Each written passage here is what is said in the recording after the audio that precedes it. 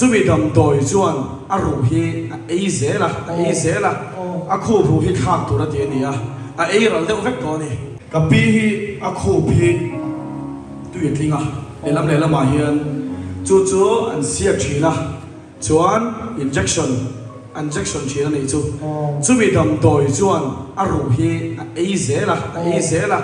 a khu ru hi khác tu ra tiền đi à ấy rồi đâu vét có nè cùng xóm chuan này to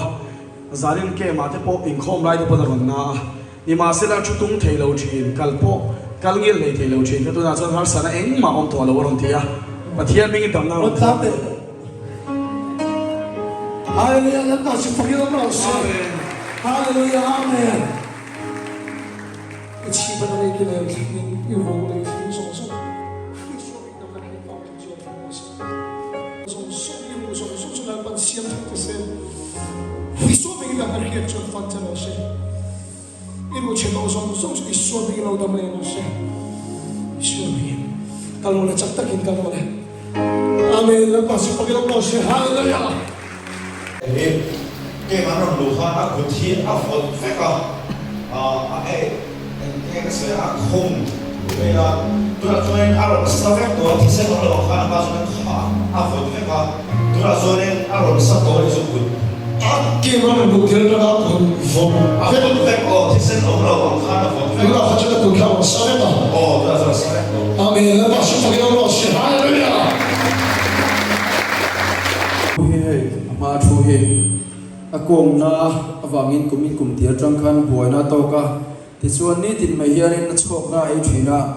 voin son ho sarman zo khan ama le khap ama khain seka ti chuan na tunang pohem chu thei lawania kun po kun thei lawania ti chuan in thia don pon in thia la pa ai po mang thei lawania chung zong zong su tuna chuna re vek to tam na chang to ni ti amen là bác sĩ phải có nó sẽ cái khác đi thấy biết rồi không cái khác ông thấy nó lên tiền đi chưa amen là bác sĩ phải có nó sẽ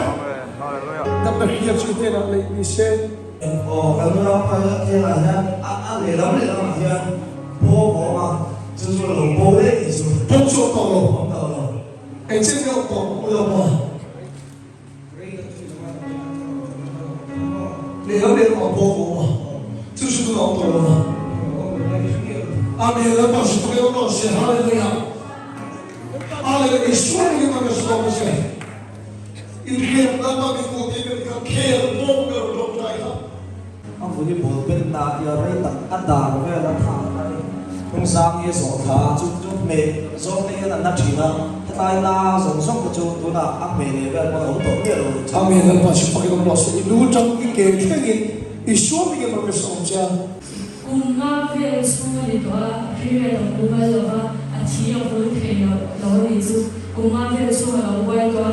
chú à chỉ với thầy nó chú tùy tâm cần cái đôi thì có sẽ ăn quan sản như tầm nào cho nên mình sống mà sang một lại à bố thì nó chỉ chú rồi chú có chú ăn đâm cái này amen là bà sẽ phải có nó sẽ